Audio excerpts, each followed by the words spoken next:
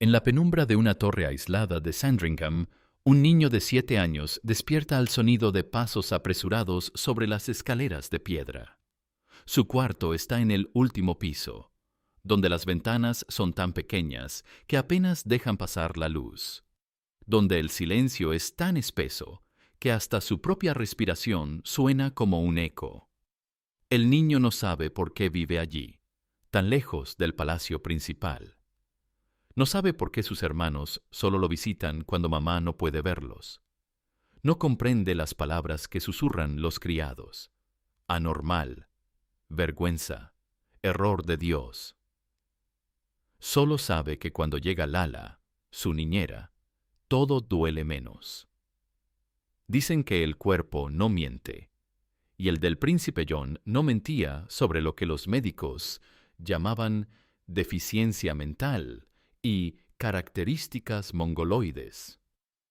Sus ojos almendrados, su lengua demasiado grande, sus manos pequeñas y regordetas contaban una historia que la Casa Real Británica no quería que el mundo leyera. Cada rasgo de su rostro era una afrenta silenciosa a la idea del linaje perfecto. Cada sonrisa inocente, una grieta en el mito de la sangre real superior. Ya no era un príncipe en los registros oficiales. Ya no aparecía en las fotografías familiares. Ya no era mencionado en las cartas reales. Solo quedaba John, un niño cuya existencia había sido borrada no con tinta, sino con olvido. La servidumbre que subía esas escaleras cada día no traía noticias del mundo exterior, sino comida, ropa limpia y el peso de un secreto que jamás podrían contar. Porque en 1912, cuando nació John, los niños como él no morían por enfermedad, morían por vergüenza. Y la vergüenza real era tan letal como cualquier veneno. Para entender cómo llegó hasta esa torre, hay que volver al día en que la medicina y la monarquía chocaron con la fuerza de un terremoto silencioso. Hay que regresar al momento en que una corona de 1000 años de antigüedad fue puesta contra la pared por un cromosoma de más. John nació el 12 de julio de 1905 en York Cottage, Sandringham, entre el aroma de las flores de lavanda y el canto de los ruiseñores. El primer llanto del bebé llegó como música a los oídos del rey Jorge V y la reina María, que por fin tenían su quinto hijo varón. Los cañones dispararon salvas reales, las campanas repicaron por todo el reino, y los periódicos anunciaron la llegada de otro heredero a la corona británica. Durante los primeros años, John fue tratado como cualquier príncipe real. Las fotografías familiares lo muestran sonriente entre sus hermanos, Eduardo, Alberto, María, Enrique y Jorge. Un niño rubio de mejillas rosadas que parecía disfrutar cada momento, que reía más fuerte que los demás, que corría por los jardines de Sandringham con una alegría que sus padres interpretaron como travesura noble. Pero conforme crecía, algo empezó a cambiar. Sus maestros privados informaban que el príncipe tenía dificultades para aprender a leer, que su atención se dispersaba, que sus movimientos eran torpes. Los médicos de la corte comenzaron a murmurar palabras en latín que sonaban como conjuros malignos. Imbecilitas, idiotismus, degeneratio. Y entonces llegaron las convulsiones. La primera ocurrió durante una cena formal en el Palacio de Buckingham. John tenía 4 años, cuando su pequeño cuerpo comenzó a temblar violentamente en medio del Salón Dorado, mientras los embajadores extranjeros observaban con horror contenido. La reina María corrió hacia él, pero ya era tarde. La imagen de un príncipe convulsionando sobre la alfombra persa había quedado grabada en demasiadas memorias cortesanas. El diagnóstico llegó como una sentencia: epilepsia severa, combinada con lo que los médicos victorianos llamaban idiocia congénita. En términos modernos, John tenía síndrome de Down y epilepsia refractaria. Pero en 1909, cuando su condición se volvió innegable, no existían esas palabras amables. Solo existía la cruda realidad de que el quinto hijo del rey era lo que la sociedad eduardiana consideraba un defectuoso. La primera reacción de la corona no fue buscar tratamiento, fue buscar silencio. John fue retirado gradualmente de los eventos públicos. Sus fotografías desaparecieron de los álbumes oficiales. Su nombre comenzó a omitirse en los comunicados de prensa sobre la familia real, como si la simple ausencia de menciones pudiera hacer que el problema se desvaneciera. Pero John seguía existiendo. Seguía corriendo por los pasillos, seguía preguntando por qué no podía ir a la escuela como sus hermanos. Seguía sonriendo con esa alegría pura que solo él poseía. Y cada sonrisa era un recordatorio doloroso de que la perfección real era solo una ilusión, que la sangre azul también podía portar cromosomas rebeldes. La decisión de aislarlo completamente llegó cuando John cumplió 7 años.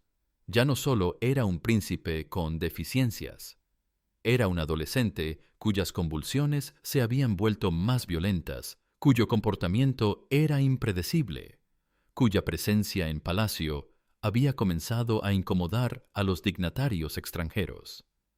La solución real fue tan elegante como brutal: crear una vida paralela donde John pudiera existir sin amenazar la imagen de la corona. Wood Farm se alzaba a varios kilómetros del palacio principal de Sandringham, rodeada de campos de cultivo y bosques espesos que garantizaban la privacidad absoluta. No era una prisión en el sentido tradicional. Tenía jardines extensos, habitaciones cómodas, una biblioteca bien surtida.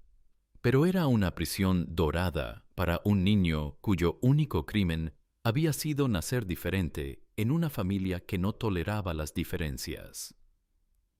Charlotte, Lala Bill, fue escogida personalmente por la Reina María para ser la única compañía constante de John. Había sido niñera de la familia real durante años, conocía los secretos del palacio y, lo más importante, había demostrado una lealtad inquebrantable. A Lala se le asignó la tarea más cruel que puede recibir una cuidadora: amar a un niño sabiendo que ese amor nunca sería reconocido públicamente. Los días en Wood Farm seguían una rutina diseñada para mantener a John ocupado, sin recordarle constantemente lo que había perdido. Desayunaba en el jardín cuando el clima lo permitía, observando a los jardineros trabajar la tierra con una fascinación que sus padres jamás entendieron. Tenía clases de música adaptadas a su nivel, donde aprendió a tocar melodías simples en el piano que lo tranquilizaban durante las crisis epilépticas. Las visitas de la familia real eran escasas y protocolarias. Su abuela, la reina Alexandra, llegaba ocasionalmente con dulces y juguetes, pero sus encuentros tenían un aire de caridad más que de afecto familiar. Sus hermanos fueron sutilmente desalentados de visitarlo. Los padres argumentaban que era mejor para John no ser perturbado por el bullicio del mundo exterior. Pero John había desarrollado su propio mundo interno, rico en detalles que solo él podía apreciar. Coleccionaba hojas de diferentes formas, organizándolas en patrones que tenían sentido para su mente. Pasaba horas observando el vuelo de los pájaros, imitando sus sonidos con una precisión que asombraba a Lala. Había convertido la soledad en un reino personal, donde era el único soberano. Sin embargo, conforme crecía, John comenzó a hacer preguntas que nadie sabía cómo responder. ¿Por qué no podía ir a ver a sus hermanos al palacio principal? ¿Por qué los periódicos nunca hablaban de él? ¿Por qué cuando llegaban visitantes importantes, Él tenía que quedarse en su habitación hasta que se marcharan. Lala respondía con medias verdades envueltas en cariño, que era especial, que necesitaba cuidados particulares, que algún día todo se arreglaría. Pero en sus cartas privadas a amigas de confianza, la niñera describía el dolor de ver a un niño inteligente darse cuenta gradualmente de que había sido apartado del mundo no por protección, sino por vergüenza. Las convulsiones de John se intensificaron conforme entraba en la adolescencia. Algunos ataques duraban varios minutos, dejándolo exhausto y confundido por horas. Lala desarrolló una rutina médica improvisada. Lo acostaba en una cama baja, le ponía un paño húmedo en la frente y le cantaba canciones de cuna hasta que el tormento neurológico pasaba. Durante esos episodios, John a menudo murmuraba nombres de sus hermanos, como si su mente convulsionando tratara de reconectar con los vínculos familiares que le habían sido negados. Lala escribió en su diario que en esos momentos de vulnerabilidad extrema, el niño no era un príncipe defectuoso. Era simplemente un hijo que extrañaba a su familia.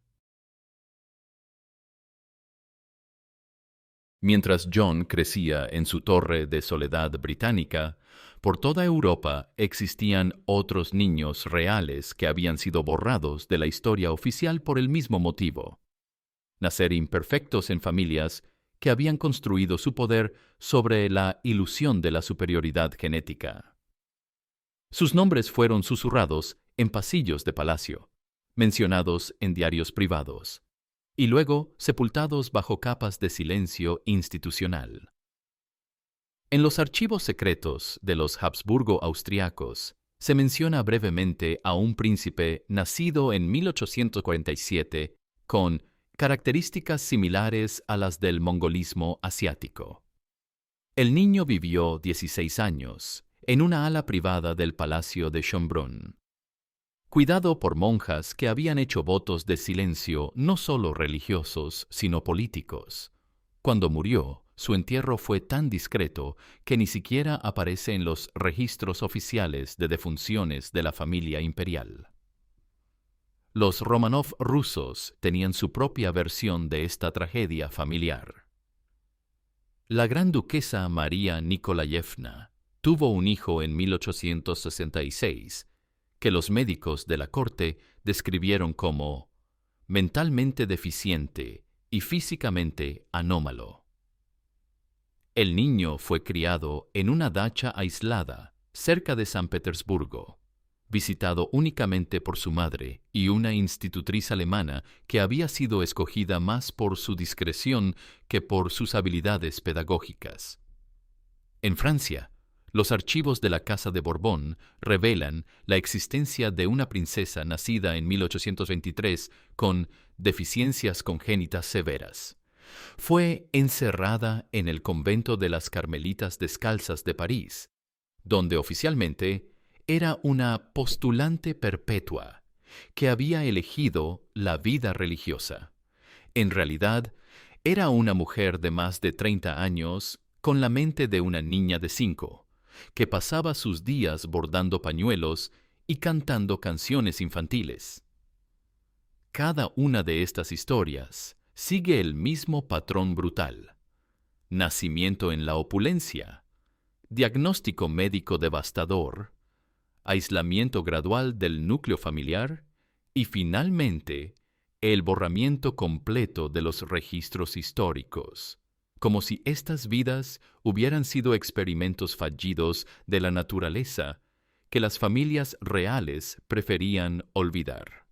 Lo más cruel de estos casos no era solo el aislamiento físico, sino la reescritura de la realidad familiar. Los hermanos normales crecían sin mencionar nunca a estos parientes inconvenientes. Las fotografías familiares oficiales eran cuidadosamente editadas para eliminar cualquier rastro de su existencia. Los árboles genealógicos omitían sus nombres como si jamás hubieran respirado. Pero existían, reían, lloraban, tenían personalidades únicas, desarrollaban vínculos afectivos con sus cuidadores. En algunos casos, mostraban talentos extraordinarios en áreas específicas: música, arte, memoria para detalles. Sin embargo, estos dones nunca fueron reconocidos públicamente porque contradictojan la narrativa oficial de que eran seres defectuosos que debían ser escondidos. Sus muertes tampoco fueron registradas con honores reales. Muchos fueron enterrados en tumbas sin nombre, en cementerios alejados de los mausoleos familiares. Sus pertenencias fueron quemadas o donadas anónimamente a instituciones de caridad. Era como si la corona quisiera borrar no solo sus vidas, sino cualquier evidencia de que alguna vez hubieran existido.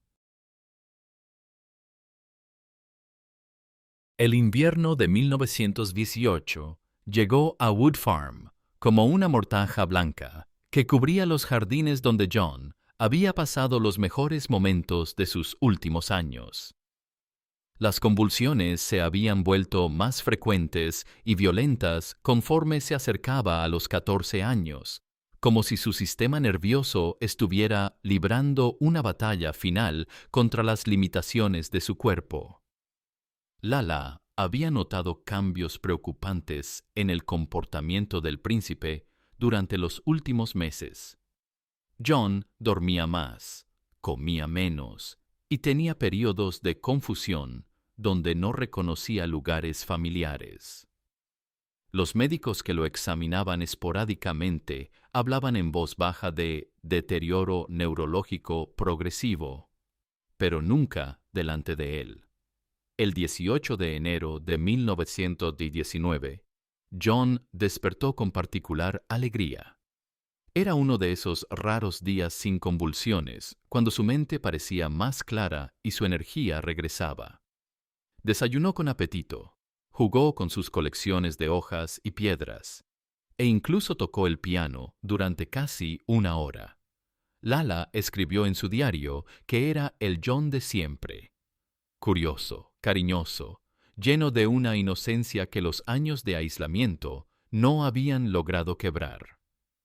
Pero esa tarde, mientras organizaba sus tesoros en patrones geométricos que solo él entendía, John comenzó a convulsionar con una violencia que Lala nunca había presenciado. Su pequeño cuerpo se arqueaba y temblaba como si fuerzas invisibles lo atacaran desde adentro. Los espasmos duraron casi 10 minutos, una eternidad para quien observaba impotente. Cuando las convulsiones finalmente cesaron, John no despertó. Su respiración se volvió irregular, después lenta, después un susurro.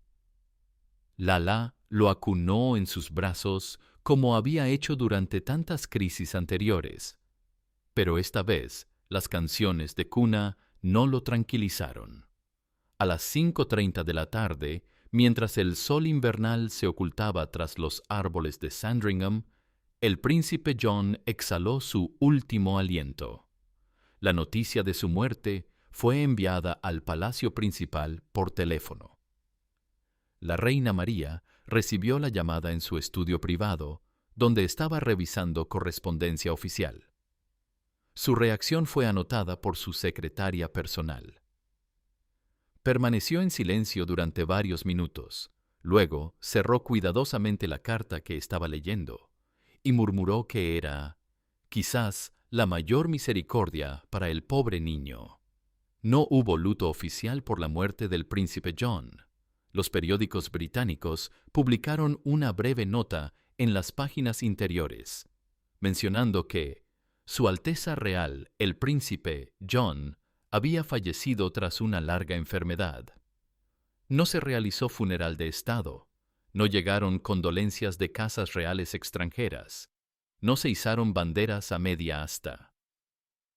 John fue enterrado en el cementerio de la iglesia de Sandringham, en una tumba modesta que llevaba únicamente su nombre y las fechas de su corta vida. Ni título real, ni escudo de armas, ni epitafio elaborado. Solo John, grabado en una lápida de piedra simple, como si hubiera sido un niño cualquiera del pueblo. Después del entierro, Lala fue discretamente pensionada con una generosa suma que incluía una cláusula de confidencialidad. Se le asignó una pequeña casa en el campo, lejos de Londres y de los periódicos que podrían tentarla a contar la historia real del príncipe perdido. Durante 40 años, hasta su muerte en 1959, Charlotte Bill mantuvo el secreto más doloroso de su vida. En sus pertenencias personales, encontradas después de su fallecimiento, había una caja de madera que contenía todos los dibujos que John había hecho durante sus años en Wood Farm. Figuras simples pero expresivas. Árboles, pájaros, casas con chimeneas humeantes.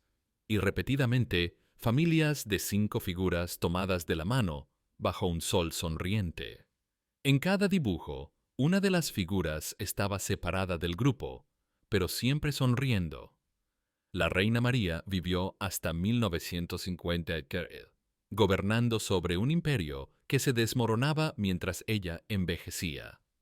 En sus memorias privadas, publicadas décadas después de su muerte, hay una sola mención a John. Fue quizás una bendición que algunos dolores sean aliviados por la providencia divina. Ni una palabra más sobre el hijo que había amado lo suficiente como para mantenerlo vivo, pero no lo suficiente como para mantenerlo cerca. Los hermanos supervivientes de John siguieron caminos muy diferentes. Eduardo abdicó del trono por amor. Alberto se convirtió en Jorge VI y lideró Gran Bretaña durante la Segunda Guerra Mundial. María se casó con un conde sin títulos reales. Ninguno de ellos mencionó públicamente a John durante el resto de sus vidas, como si hubieran sido programados para olvidar que alguna vez tuvieron un hermano menor. Pero el silencio real no pudo borrar completamente la existencia de John. En archivos médicos dispersos, en diarios de servicio de antiguos empleados de palacio, en cartas privadas de aristócratas contemporáneos, aparecen referencias fragmentarias al príncipe invisible. Teselas de una historia que la corona intentó desmantelar, pero que la verdad histórica eventualmente reconstruyó. Los niños reales con síndrome de Down no fueron los únicos borrados de la historia oficial. Durante siglos, las familias nobles europeas eliminaron sistemáticamente de sus registros a cualquier descendiente que no cumpliera con los estándares de perfección dinástica. Niños con deformidades físicas, con enfermedades mentales, con orientaciones sexuales inconvenientes, con talentos que no encajaban en los moldes reales. Esta práctica de limpieza genealógica no era casualidad, era política de Estado. Las monarquías europeas habían construido su legitimidad sobre la idea de que la sangre real era superior a la sangre común, que los reyes gobernaban por derecho divino manifestado en su superioridad genética. Cualquier evidencia de que la realeza era tan vulnerable a los caprichos de la genética como cualquier familia campesina amenazaba los fundamentos mismos del sistema monárquico. Siglos después de la muerte del príncipe John, su historia sigue siendo un espejo incómodo que refleja las contradicciones más profundas del poder hereditario. En una época donde la genética era interpretada como destino divino, estos niños imperfectos representaban una amenaza existencial para la narrativa real de superioridad innata. La eugenesia no fue una invención de los regímenes totalitarios del siglo XX. Fue una filosofía que las casas reales europeas practicaron sutilmente durante generaciones. Los matrimonios dinásticos estaban diseñados no solo para forjar alianzas políticas, sino para mejorar la raza real a través de la selección cuidadosa de parejas genéticamente deseables. Los niños que nacían contradiciendo estos planes eugenésicos eran evidencia viviente del fracaso del proyecto. Pero John y los niños como él también representaban algo más profundo y amenazante: la humanidad irreductible que existía debajo de los títulos reales. En sus sonrisas sinceras, en sus lágrimas auténticas, en su capacidad de amar sin condiciones políticas, estos niños mostraban que la realeza era solo un accidente de nacimiento, no una marca de superioridad divina. Sus cuidadores, como Lala, fueron testigos privilegiados de esta humanidad oculta. Vieron a los príncipes defectuosos mostrar gentileza hacia los animales, desarrollar vínculos afectivos profundos, crear arte primitivo pero emotivo, experimentar alegría pura ante placeres simples.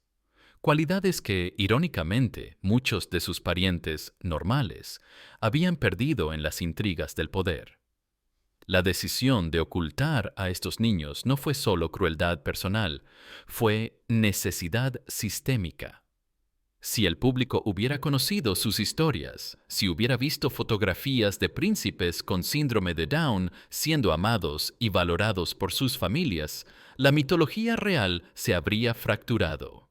Era más fácil borrarlos que explicarlos. Y aún hoy, cuando la ciencia ha desmontado las teorías eugenésicas y el mundo ha aprendido a valorar la diversidad neurológica, las familias reales siguen lidiando con el legado de aquellas decisiones. Los archivos clasificados, las tumbas sin nombre, los vacíos en los árboles genealógicos oficiales siguen siendo recordatorios incómodos de una época cuando la perfección era más importante que la compasión. La historia del príncipe John no es solo la tragedia de un niño individual. Es el símbolo de todos los seres humanos que han sido sacrificados en el altar de las apariencias institucionales. Cada sociedad tiene sus príncipes invisibles, personas cuya existencia contradice las narrativas oficiales de superioridad, progreso o pureza, y que por eso deben ser silenciadas, escondidas o eliminadas. En el cementerio de Sandringham, la tumba del príncipe John sigue siendo visitada esporádicamente por historiadores y activistas que han rescatado su historia del olvido oficial. La lápida simple, sin títulos reales, se ha convertido paradójicamente en un monumento más poderoso que cualquier estatua grandiosa. Representa la dignidad humana que persiste incluso cuando las instituciones la niegan.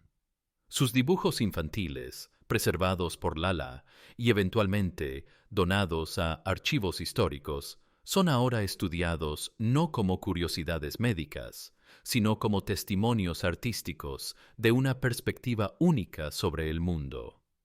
Los patrones geométricos que creaba con hojas y piedras han sido interpretados por especialistas como evidencia de una inteligencia alternativa que la educación real de su época no supo reconocer ni cultivar. Porque la verdadera tragedia del príncipe John no fue nacer con síndrome de Down. Fue nacer en una familia que no podía amarlo públicamente por temor a parecer débil. Su cromosoma extra no era una maldición divina, sino un recordatorio de que la diversidad genética es la norma en todas las especies, incluyendo la humana. Esta es la historia de un niño que no fue menos príncipe por ser diferente, sino más humano por ser auténtico. Un niño cuya sonrisa sincera amenazaba más al sistema monárquico que cualquier revolución política. Un niño que demostró que la verdadera nobleza no se hereda en los genes, sino que se construye en los actos de amor incondicional. Ya no era un secreto de Estado. Ya no era una vergüenza familiar. Ya no era un error genético. Solo quedaba John, un niño que coleccionaba hojas, que tocaba el piano con dedos torpes, pero corazón afinado, que amó y fue amado hasta el último de sus días imperfectos. Y si esta historia te duele tanto como a nosotros al contarla, compártela. Porque la única manera de honrar a los príncipes olvidados es recordando que todos los niños, sin importar sus diferencias, merecen existir sin disculpas y brillar sin condiciones. Así mueren los imperios, no con revoluciones grandiosas, sino con la negación de la humanidad básica. Y así nacen las verdaderas coronas. En el momento en que elegimos la compasión por encima de las apariencias, el amor por encima del poder, la verdad por encima del silencio conveniente. Porque si hay una lección que el príncipe John nos dejó desde su tumba sin títulos, es que la perfección nunca ha sido el criterio para merecer amor. Y en un mundo que aún lucha por aceptar la diferencia, esa lección sigue siendo revolucionaria.